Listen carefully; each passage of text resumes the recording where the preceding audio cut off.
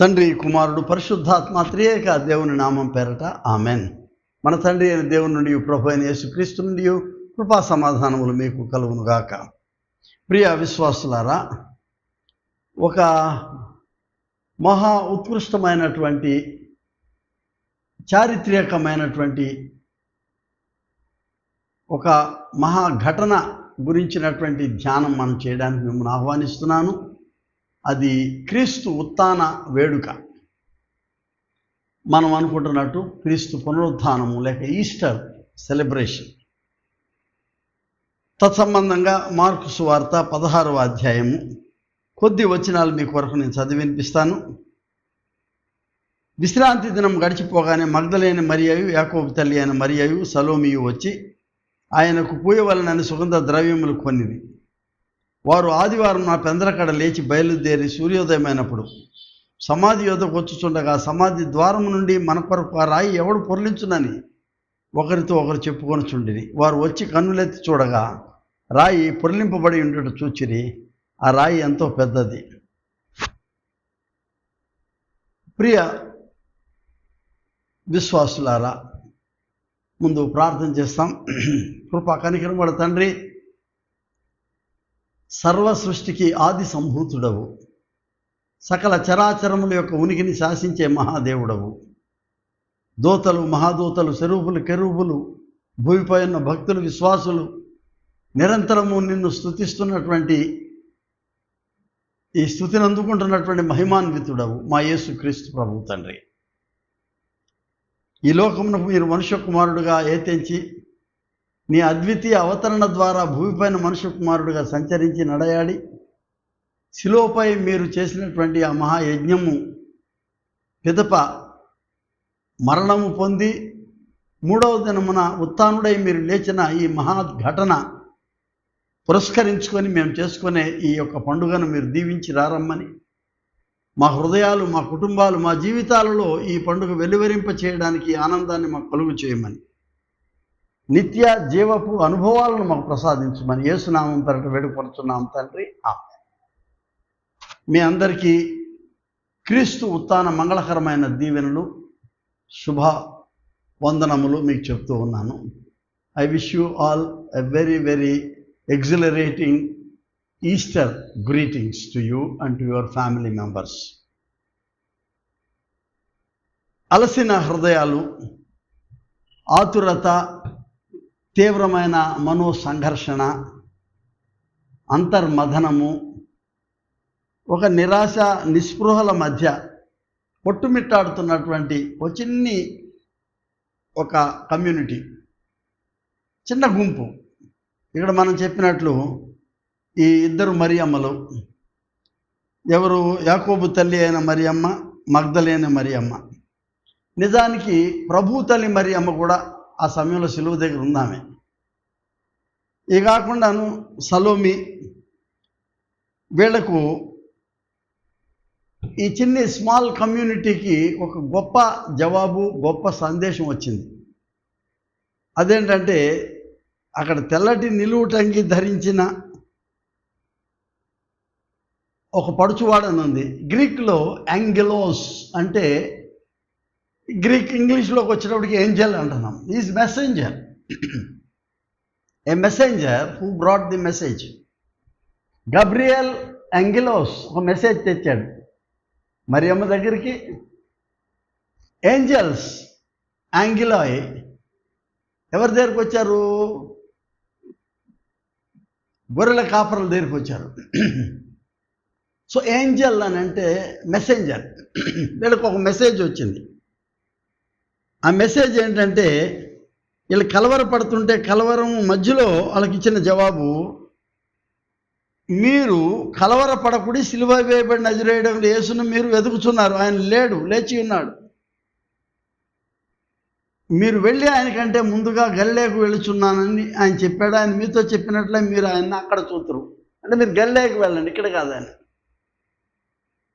ఈ కల్లోలము లేక కలవరము, between the confusion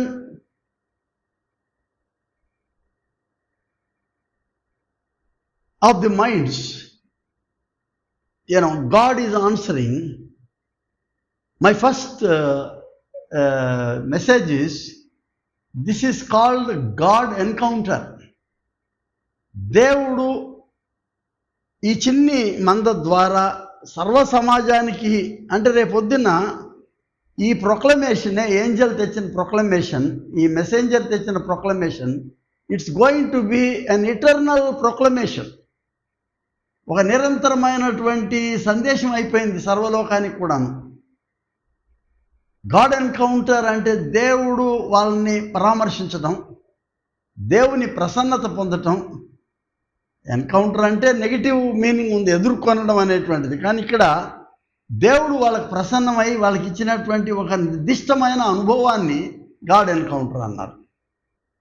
and this God encounter becomes the primordial message.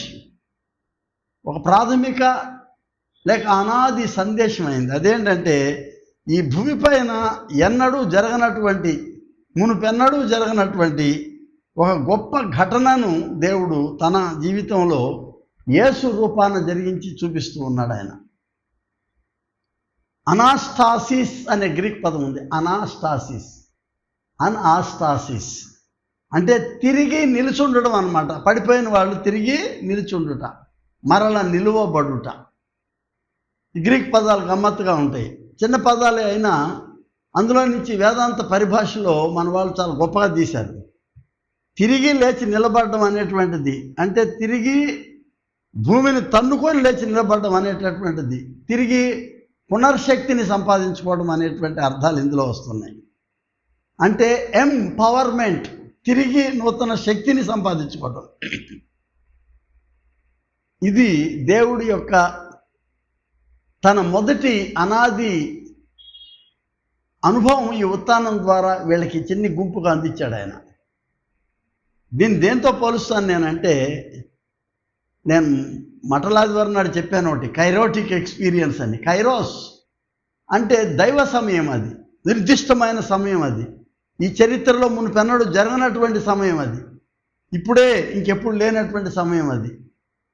అది దేవుడు, జీవము కలిగిన దేవుడు ఎర్ర సముద్రాన్ని పాయలు చేసి వారిని ఆరిన నేలపై నడిపించినటువంటి సమయం. అది కైరోటిక్ మూమెంట్. మరలా తిరిగి ఈ నూతన నిబంధనలో ప్రభు అయిన యేసు ఉత్థానుడు అవటం ద్వారా ఆ దైవ సమయం మరలా తిరిగి పునరావృతం అయినట్టు మనం ఇక్కడ చూస్తూ ఉన్నాం. The fact of empty tomb. వాళ్ళు ఏం చూస్తున్నారు, అక్కడ పోయి ఆయన సమాధి ఖాళీగా ఉండటము, ఆ సమాధిలో అక్కడ ఎవరు లేకుండాటయు చూచి వాళ్ళు మిగుల కలవరపడిరంట. అక్కడ సమాధిలో ఎవరు లేరు, అక్కడ ఖాళీగా ఉంది. The fact of empty tomb, it becomes the eternal message, eternal gospel, eternal proclamation. ఒక నిరంతరమైన శాశ్వతమైన సందేశం అయిపోయింది. ఆయన లేడు, ఆయన లేచి ఉన్నాడు, ఆయన మీకంటే ముందు గలిలేకి వెళ్ళి ఉన్నాడు. ఆయన నిన్న నేడు రేపు ఎల్లవేళలా ఆయన సజీవుడిగా ఉన్నాడనేది. హల్లెలూయా. చాలాసార్లు ఈ రైజింగ్ ఫ్రమ్ డెడ్, మరణం నుంచి లేవనెత్తడం అనేటటువంటిది మనం సువార్తల్లో చూసాం. అవి తాత్కాలికం, బైబిల్లో చూసాం మనం. ఏలియా వారి అనుభవంలో రాజుల మొదటి గ్రంథంలో 17వ అధ్యాయంలో సారెపతు విధవరాలి కుమారుణ్ణి లేవనెత్తాడు ఆయన దేవుని మహాశక్తి చేత. ఎలీషా గారి అనుభవంలో రాజుల 2వ గ్రంథం 4వ అధ్యాయం సునేమీయురాలైన కుమారుని మరణం నుంచి లేవనెత్తడాన్ని మనం చూస్తున్నాం. వాళ్ళు మళ్ళీ చనిపోలేదని కాదు, అక్కడో తర్వాత చనిపోయి ఉంటారు వాళ్ళ కాలంలో. ఇప్పుడైతే ఆ ఘటన దేవుని యొక్క సమయం. అక్కడ నూతన నిబంధనలు లూకాసు వార్త 7వ అధ్యాయంలో నాయీను ఊరి గవినిలో ఓ విధవరాలి కుమారుని ప్రభు వారు చూసి దగ్గరికి వెళ్ళి ఆ పాడి ముట్టి చిన్నవాడ దిగిరమ్మని చెప్పాడు. శవమై వెళ్ళిపోతున్నటువంటి వాడిని లేపాడు ఆయన. అక్కడ యాయిరు కుమార్తెనైతే ఆమె ఇంట్లోనే ఉంది, ఇంకా అప్పుడే చనిపోయింది. ఇదైతే చనిపోయి ఆయన పాతిపెట్టడానికి తీసుకెళ్తుంటే లేవనెత్తాడు. అది లూకాసు వార్త 8వ అధ్యాయంలో యాయిరు కుమార్తె. కానీ యోహాను సువార్త 11వ అధ్యాయంలో 3 రోజులు అయిపోయిన తర్వాత లాజరు దగ్గర, సమాధి దగ్గర ప్రభువారు అక్కడికి వచ్చి ఆ సమాధిలో నుంచి లాజరు బయటికి రమ్మని అడుగుతున్నాడు. It's going to be a mysterious event. మర్మభరితమైనటువంటి ఉత్కంఠతతో కూడినటువంటి ఒక మహా అనుభవం ఇది. Will it happen? జరుగుతుందా? ఇది సంభవమా? అసలు ఇది సాధారణంగా జరిగేటువంటి విషయమా? ఇదివరకు ఎప్పుడైనా జరిగిందా? పౌలు అంటాడు కొరింథీ పత్రిక 1వ అధ్యాయం 15వ అధ్యాయంలో, చనిపోయిన వారిలో నుండి లేచిన ప్రథమ ఫలం అంట ఇది యేసు వారి ఉత్థానం అనేది. వాళ్ళందరూనేమో మరలా తాత్కాలికమే. లాజరు మళ్ళీ కొంతకాలం అయిన తర్వాత లాజరు గారు మళ్ళీ తెస్సలోనికి అక్కడ ఆయన సేవ చేశాడని చెప్తున్నారు. లేచిన తర్వాత అక్కడ కూడా ఆయన చనిపోతే ఆయన స్కల్ ఉంది అక్కడ. బసిలికా ఆఫ్ తెస్సలోనికిలో లాజరు గారి స్కల్ అక్కడ ఉంది. అక్కడ అద్దంలో పెట్టి ఉంచారు అక్కడ. అంటే ఏంటంటే అది శాశ్వతమైనటువంటి ఉత్థానం కాదు, కానీ ప్రభువారి ఉత్థానం అనేది this is God's encounter. God encounter అందాం మనం. దేవుని యొక్క ఒక అద్భుతమైనటువంటి, దేవుని నిర్దిష్టమైనటువంటి అసాధారణమైనటువంటి ప్రక్రియ ఇక్కడ జరుగుతూ ఉంది. ఇది దేవుడిచ్చినటువంటి అనుభవం. ఇదేంటంటే ఇట్ బికమ్స్ ఒక నిరంతరమైన సందేశం అయిపోయింది. An eternal message of resurrection, eternal proclamation of the gospel. Kerygma అన్నారు దీన్ని గ్రీక్లో, ప్రొక్లమేషన్. ఇది ఇప్పటికీ ఇంకా ఎక్కడో ఒక చోట గ్రామాల్లోనూ అక్కడ ఇక్కడ కొండల్లోనూ జరుగుతూనే ఉంది. అది యేసు ఉత్థానమే సువార్తకు మూలాంశం. అది లేకపోతే దెర్ ఈజ్ నో గాస్పెల్. అది లేకపోతే there is no expansion of the kingdom of God on earth. నా రెండవ ఆలోచన ఏంటంటే, besides eternal message of the gospel, సువార్త యొక్క శాశ్వతమైన సందేశంతో, ఇది ఉత్థానం అనేది భూమికి ఏర్పడినటువంటి ఒక శాశ్వత గాయం, ఎన్ ఇటర్నల్ వూండ్. శాశ్వత గాయము, భూమికి మాన్పలేని గాయము. దీన్ని యాక్చువల్గా మనం ఏమంటాము, ఒక శరీరంలో ఇట్లాంటి గాయం ఉంటే రాచపుండు అంటారు. క్యాన్సర్, రాచపుండు నెగిటివ్ ఆస్పెక్ట్లో. కానీ యేసు ఉత్థానం ద్వారా వచ్చినటువంటి the fact of empty tomb, ఖాళీ సమాధి, భూమికి ఇది నిరంతరం ఆ చిల్లు అట్ట ఖాళీ అట్ట ఉండిపోయింది. అది nobody can fill it.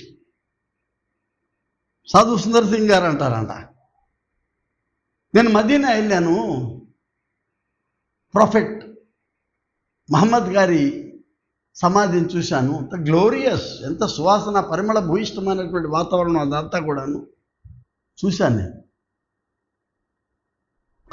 నేను ప్యారిస్ వెళ్ళాను, నేను కూడా వెళ్ళాను.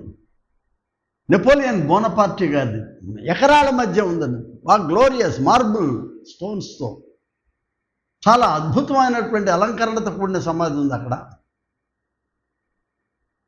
ఢిల్లీలో తాజ్మహల్ చూశాను. వన్ ఆఫ్ ది 7 గ్రేటెస్ట్ వండర్స్లో అది ఉంది. ఇప్పుడు ఆ సమాధి చూశాను నేను. ఈ 3 సమాధులు కూడాను శాశ్వత కాలం మూసివేయబడిన సమాధులు. ఇవి సమాధులే, గ్లోరియస్ సమాధులు, పరిమళ భూయిష్టమైనటువంటి వాతావరణం ఉన్నటువంటిది. లక్షలాది మంది పర్యాటకులు వచ్చిపోయేవే, కానీ అవి మూసిన సమాధులు, అవి తెరవబడలేదు. కానీ నేను యెరూషలేం వెళ్ళాను. There is one tomb which is always open,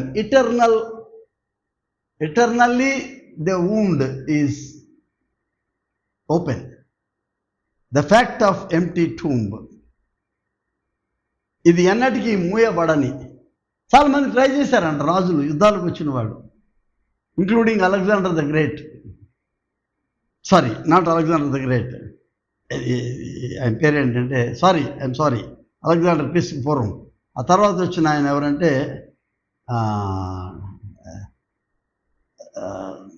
Sultan Constantinople capture చేసినటువంటి ఆయన 1054లో ఆయన ఒట్టమాన్ ద టర్క్. వీళ్ళందరూ మూసేయాలని ట్రై చేశారు. ఏంటది? ఎబ్బెట్టుగా let us close it down. ఇది అనవసరమైన పర్యాటకుల కేంద్రము, ఇది అనవసరమైన ఒక రిలీజియస్ కేంద్రం అవుతుంది, మూసేయండి, ఇది మూసేద్దాం ఈ రిలీజన్ అన్నారు. Never happened. It never happened, ఇది always open. An eternal wound on earth. భూమిపై నిరంతరమైన సందేశం, గాడ్ ఎన్కౌంటర్ అనేది ఓ నిరంతరమైనటువంటి గాయం. ఈయన దీని ద్వారా, ఈ ఖాళీ సమాధి ద్వారా భూమిని, ఈ చరిత్రను రెండుగా చీలుస్తున్నాడు ఆయన దేవుడు. అది ఎలాగంటే క్రీస్తుకు పూర్వం, క్రీస్తుకు తర్వాత. ఈ మధ్య ఎవరో కాదు, యూదులే, వాళ్ళకి ఇష్టం లేదు యేసును క్రీస్తుగా, యేసుని మెస్సయ్యగా చూపించడం అనేది ఇష్టం లేదు. కాబట్టి ఈ మధ్య కాలంలో ఏం చేశారంటే, couple of decades ago BC AC కుదరదండి, మానేద్దాం అది అన్నారు. ఎందుకు? ఆయన పేరు ఎందుకు పెట్టాలో చరిత్రకి? ప్రపంచం అంతా ఇదే వాడుతున్నారు, క్రీస్తుకు పూర్వం, క్రీస్తు తర్వాత అని. తీసేయండి ఆ పేరని. మరి ఏం పెడదామా అంటే బిఫోర్ కామన్ ఎరా, BCE అంటే సామాన్య శకముకు ముందు, సామాన్య శకం తర్వాత. Okay, agree. ఈ సామాన్య శకం ఎక్కడి నుంచి ప్రారంభిస్తుందండి? మళ్ళీ క్రీస్తు నుంచే కదా. మీ హిస్టరీలో డేట్లు ఏం మార్చట్లేదు కదా. 1526లో మొదటి పానిపట్టు యుద్ధం జరిగింది, సామాన్య శకమే కాదంటలేదు. 1526 ఎట్లా పెట్టారు మీరు? 325లో నైసియా కౌన్సిల్ జరిగింది, సామాన్య శకానికి. ఏంటి ఆ సామాన్య శకం ఎక్కడి నుంచి ప్రారంభమైందంటే మళ్ళీ క్రీస్తు నుంచే కదా. ఆ మాత్రం దానికి ఈ యూదులు ప్రపంచం అంతటిని శాసించి ఈ ఖరీదైన దేవుని ఈ రాజ్యాలకి వీళ్ళు డిక్టేట్ చేశారు, ఇక్కడి నుంచి మీరు BC పిలవద్దని. I'm happy Mister Trump, the present president, ఆయన డిక్టాట్ ఇచ్చేశాడు. అవన్నీ ఉత్తమ మాటలండి, BC లేదు, ఏమి లేదు, క్రీస్తుకు పూర్వం, క్రీస్తు తర్వాత అన్నాడు అంతే బ్లంట్గా. I'm happy about it. ఎందుకు? BCE అనే దానికి ఎక్కడి నుంచి ప్రారంభించారు సామాన్య శకం అంటే క్రీస్తు శకమే. అది అంటే క్రీస్తు ఖాళీ సమాధి నుంచే కదా. హవెవర్ ఈ 2000 సంవత్సరాల్లో ఖాళీ సమాధి చరిత్రను ఎవడు మార్చలేకపోయాడు. ఇది ఒక శాశ్వతమైనటువంటి ఘట్టముగా మిగిలిపోయింది. ఇది చరిత్రకు శాశ్వతమైనటువంటి ఒక బిందువుగా మారిపోయింది, చరిత్రను శాసించేటటువంటి బిందువుగా మారిపోయింది. దీని ద్వారా ఆయన సృష్టి విధాయక శక్తిగా మారాడు. The cosmic power manifested in Jesus the Christ. సృష్టి విధాయక క్రీస్తు, the cosmic Christ. Therefore it is called Christ event. సామాన్య శకం ఏంటంటే before CE, cosmic event. Christ event, before Christ event అనుకోండి, సామాన్య శకమే, కరెక్టే. BCE, before Christ event. You don't want to call before Christ and after Christ, but BCE అంటే before Christ event. అది నా ఆలోచన. Emptiness changed the nature, destiny and identity of the history of humanity. మానవ చరిత్రను అది మార్చేసింది. Emptiness అనేది చరిత్రలో ఇదివరకు జరగలేదని కాదు. యాకోబు యబ్బోకు రేవుతో పోరాడినప్పుడు నిస్సత్వం అయిపోయాడు, ఖాళీ అయిపోయాడు, తను ఏమీ కాకుండా అయిపోయాడు, ఓడిపోయాడు. ఆ శూన్యంలో యాకోబు ఇశ్రాయేల్గా మారాడు. ఈ వాక్యూమ్ అనేటటువంటిది ఖాళీతనం. పౌలు గారు కూడాను, అంటే సౌలు పౌలు అవ్వలేదు, ఆయనకు 2 పేర్లు ఉన్నాయి. సౌలు పౌలుగానే ఉన్నాడు. ఆయన మారు మనసు వచ్చాక పౌలు అంటున్నారు చాలామంది, అక్కడెక్కడ రాసిలేదు అది. ఆయన్ని యూదులు సౌలుగా పిలిచారు, క్రైస్తవుడు అయిన తర్వాత పౌలుగా పిలుస్తున్నారు. 2 పేర్లు ఆయనవే. ఆ వాక్యూమ్ ఎక్కడ? కళ్ళు మిరుమిట్లు కొలిసేటటువంటి ఆ అనుభవంలో, దమస్కు మార్గంలో ఈ బికేమ్ ఎంప్టీ. ఖాళీ అయిపోయినటువంటి తన జీవితంలో ఒక నూతన శక్తి తన జీవితాన్ని నింపింది. ఆయన పౌలుగా జీవితకాలం అంతా దేవుని ఉత్థానుని పరిచర్య చేశాడు ఆయన. నా next observation, Easter is an eternal celebration of life. జీవము, దేవుడిచ్చిన నిత్య జీవముతో కూడినటువంటి ఒక శాశ్వత వేడుక ఇది. నిత్య జీవం అనేది శాశ్వతమైనటువంటి వేడుక. ఈస్టర్ ఎఫర్మేషన్ అంటారు, అంటే ఉత్థాన ఉద్ఘాటన, అంటే నీ యొక్క ప్రొక్లమేషన్ ఏంటది? Christ died, Christ is risen, Christ will come again. అంటే క్రీస్తు నా కొరకు చనిపోయాడు, క్రీస్తు ఉత్థానుడయ్యాడు, క్రీస్తు మరల తిరిగి రానై ఉన్నాడు అనేది క్రైస్తవ విశ్వాసం యొక్క ఊపిరి, శ్వాస. అది క్రీస్తు శ్వాస. ఆయన రాకడ కొరకు ఎదురు చూస్తున్నాం. అందుకే పౌలు ఒక చోట మరణాత కమ్ లార్డ్ జీసస్ అంటున్నాడు. రావాలి ప్రభువా, నువ్వు రా, త్వరగా రా. The whole world is, the whole cosmos, ఈ సృష్టి నీ కొరకు ఎదురు చూస్తుంది మహావేండ్రముతో అని అంటాడు పేతురు. సృష్టి కూడా మహావేండ్రముతో ఎదురు చూస్తుంది, సృష్టికర్త కొరకైన రాకడ కొరకు. Pope Paul, John Paul II అన్నాడు, వీఆర్ ఈస్టర్ పీపుల్. క్రైస్తవులంతా ఎవరంటే వీఆర్ ఈస్టర్ పీపుల్. నీకు ఆ పేరు ఎందుకు వచ్చింది క్రైస్తవుడు అని అంటే, క్రీస్తు ఏదో అయితే కదా నీకు ఆ పేరు వచ్చేది. క్రీస్తు ఉత్థానుడై లేచాడు. యేసు ఉత్థానుడై లేచి ఆయన క్రీస్తు అనే పేరుని పౌలు చూపిస్తున్నాడు మనకు. ఆయనే నజరేయుడైన యేసే, ఈయన వస్తున్నటువంటి అభిషిక్తుడైన దేవుని చేత పంపబడిన ఆ దైవ ఈ అద్వితీయ ఘటన ద్వారా అవతరణత పొందినటువంటి క్రీస్తు ఈయనే అని చెప్తున్నాడు. ఆయనే మెస్సియా, ఆయనే క్రీస్తు, ఆయనే ప్రభు. Therefore we're Easter people. మనం ఉత్థాన ప్రజలం. మనం we believe in the resurrection of our Lord, and we also believe that we will be resurrected along with Jesus. ఆయన ప్రథమ ఫలము, మనం ఆయన వెనకాల నడుస్తూ ఉంటాం. హల్లెలూయా. అందుకే మన ఈస్టర్ యాంథమ్ ఏంటి? క్రైస్ట్ ఈజ్ రిజన్, హల్లెలూయా, హల్లెలూయా. క్రీస్తు నేడు లేచెను, హల్లెలూయా. ఇది క్రీస్తు. మనం ఈస్టర్ పీపుల్, ఉత్థాన ప్రజలం. మన ఉత్థాన సంకీర్తన ఏంటి? ఉత్థాన గీతం ఏంటంటే క్రీస్తు లేచెను, హల్లెలూయా. ఇదొక నిరంతరమైనటువంటి కోరస్, ఇదొక నిరంతరమైనటువంటి క్రైస్తవ విశ్వాస గీతిక. దీన్ని ఎవడు మార్చడానికి లేదు ఇక్కడ. ఓ పక్కన జీసస్ ఆఫ్ హిస్టరీ, ఇంకో పక్కన క్రైస్ట్ ఆఫ్ ఫెయిత్. చరిత్రలో ప్రవేశించినటువంటి ఆయన యేసు, ఆయన రానయ్యున్న మెస్సియాకి ఆ ఫ్రేమ్వర్క్లో కుదుర్చుకున్నాడు. ఆయన ఎగసి ఆకాశానికి ఆరోహణమైనప్పుడు ఆయన క్రీస్తుగా micro level to macro level, ఈ ఖాళీ సమాధి అనేటువంటి స్థితి నుంచి భూమి అంతా నలుమూలలో కూడా విస్తరించినటువంటి సువార్త మైక్రో లెవెల్. ఓ పర్టికులర్ ఎక్స్పీరియన్స్ ఆ ఖాళీ సమాధి దగ్గర నుంచి బయటకు వెదజల్లినటువంటిది కదా. అదేంటంటే అది యూనివర్సల్, విశ్వజనీనమైనటువంటి సువార్తగా మారిపోయింది. నేను అంటాను కదా ఎప్పుడు, సెంట్రిపీటల్ టు సెంట్రిఫ్యూగల్. ముడుచుకుపోయేటటువంటి దగ్గర నుంచి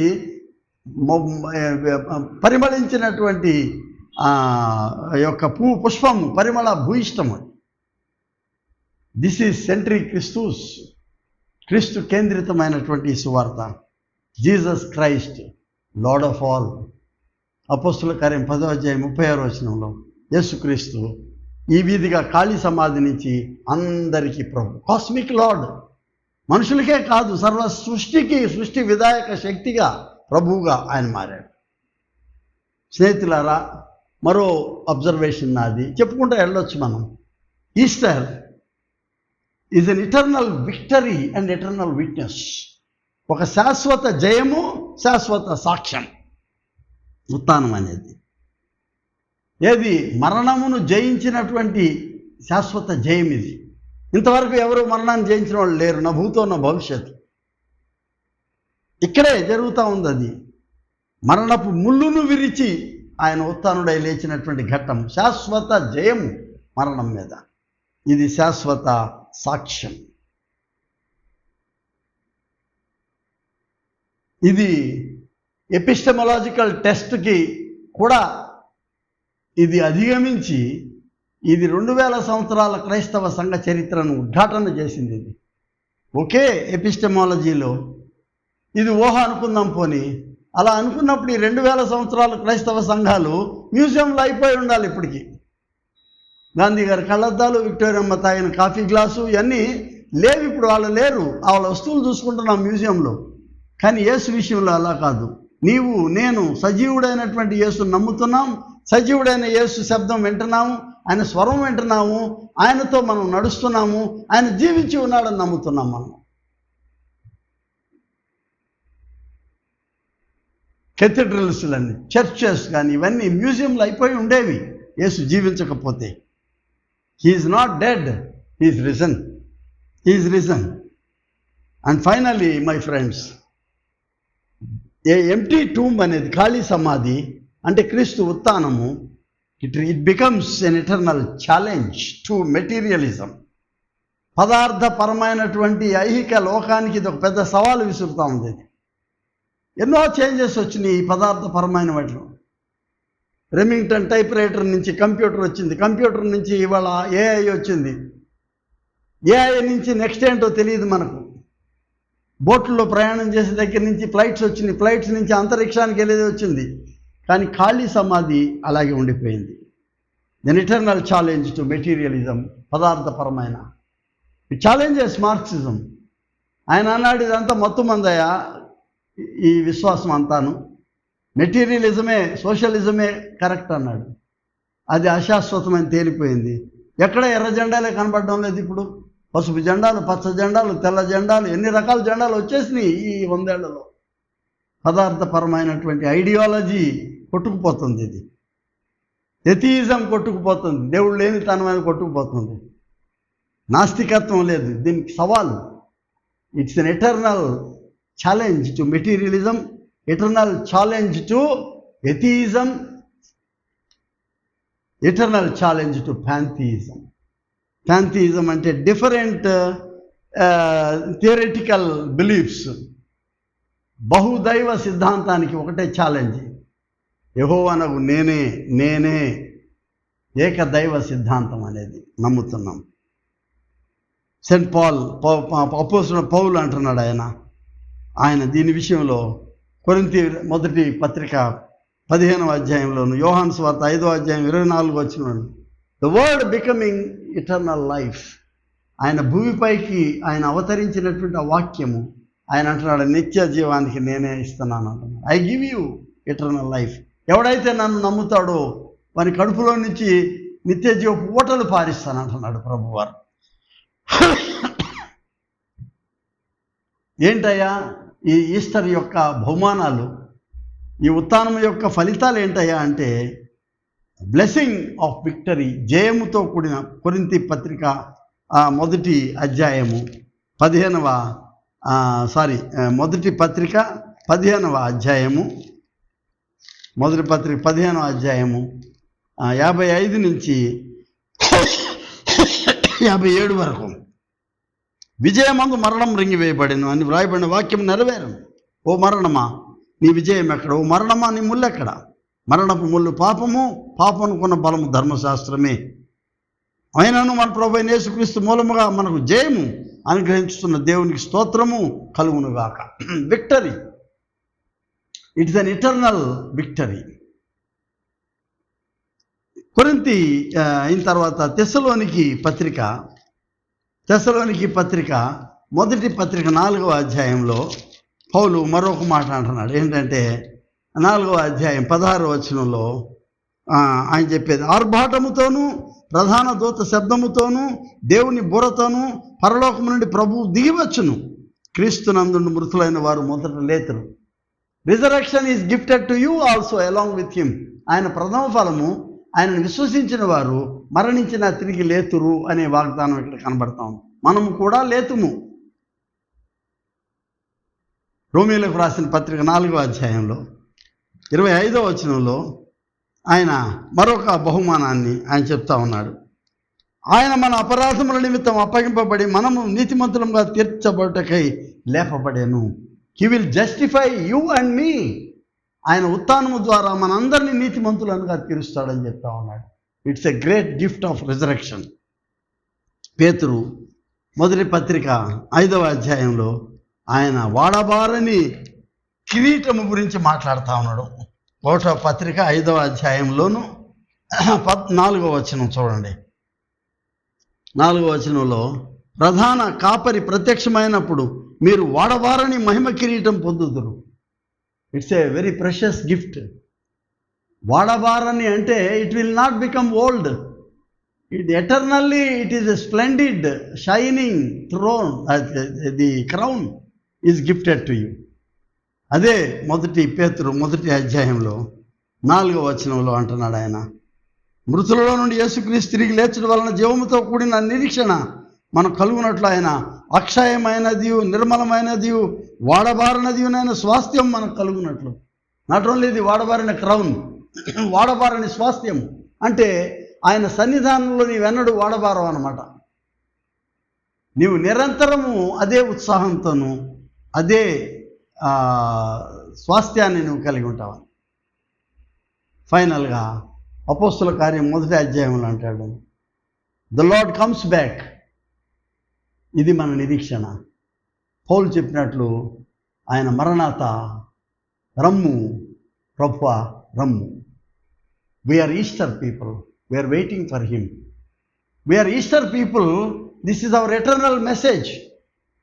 వీఆర్ ఈస్టర్ పీపుల్ అంటే ఉత్థాన ప్రజలము. మన యొక్క యాంథమ్ ఏంటంటే క్రీస్తు లేచెను, హల్లెలూయా. ఇదే శాశ్వత కాలముకు మన సందేశం. ఖాళీ సమాధి నుంచి ఈ చరిత్ర రెండుగా చీల్చి దాని మధ్య కేంద్రంగా క్రీస్తు నిలబడి ఉన్నాడు. Nobody can change that point. నువ్వు కామనెరా అన్నా క్రీస్తు నుంచే ప్రారంభం. క్రీస్తే ఈ చరిత్ర కేంద్రంగా ఉండిపోయాడు. ఆయన మనందరికీ ఉత్థాన బహుమానాలు ఆయన ఇవ్వడానికి దిగిరానై ఉన్నాడని. We accept him. This is our celebration. We are Easter people. It is an eternal celebration. God bless you. And once again, I wish you a very, very joyous and victorious celebration of Easter. మన యొక్క ఉత్థానపు జయవంతమైనటువంటి దీవెనలు మీకు మీ కుటుంబాలకు కలుగును గాక. Amen. ప్రియ ప్రభువా, ఇచ్చినటువంటి గొప్ప దీవెనల నిమిత్తం వందనాలు చెల్లిస్తున్నాం. మా కుటుంబాలని, మా సంఘాలని మీరు దీవించండి. ఎక్కడెక్కడో ఈ స్వార్థ చెప్పబడేటప్పుడు జరుగుతున్నటువంటి హింసలను మేము విన్నాం. అయితే ఆ హింస దగ్గర ఆగిపోలేదు. యేసు శిలువ దగ్గర ఎలా ఆగిపోలేదో, ఆయన మరణము తర్వాత మృత్యుంజయుడే లేచిన ఘట్టం ఎలా ఉన్నదో, ఇది కూడా అంతే. తరిమిన వారు వాళ్ళు తరుమబడతారని మేము చూస్తూ ఉన్నాం తండ్రి. ఈ సువార్త జయప్రదంగా ముందుకు సాగిపోయేదానికి నీ చేయి, నీ యొక్క ఉత్థాన శక్తి బోధకులకు, గురువులకు, స్వార్థికులకు అనుగ్రహించమని వేడుకుంటూ, ఈ దినము జరుగుతున్నటువంటి సెలబ్రేషన్ ఒక రోజుతో జరిగేది కాదు. ఇది ఒక పర్టికులర్ ప్రాంతానికి జరిగేటువంటిది కాదు. ఇది సర్వలోకానికి విశ్వజనీయమైన పండుగగా దీన్ని మీరు దీవించి ఇచ్చారు మాకు. అందుకు వందనాలు చెల్లిస్తున్నాం. దేవా స్తోత్రాలు. ఈ ఈస్టర్, ఈ ఎటర్నల్ సెలబ్రేషన్ని మా జీవితాలకు ఇచ్చినందుకు వందనాలు చెల్లిస్తూ యేసునామం పేరటనే మా స్తుతులు అర్పిస్తున్నాం పరమ తండ్రి. ఆమెన్. మన ప్రభువైన యేసుక్రీస్తు కృపా తండ్రి అయిన దేవుని ప్రేమ, పరిశుద్ధాత్మ యొక్క నిత్య సహవాసము, సమాధానము మీకు సదా తోడయుండునుగాక. ఆమెన్.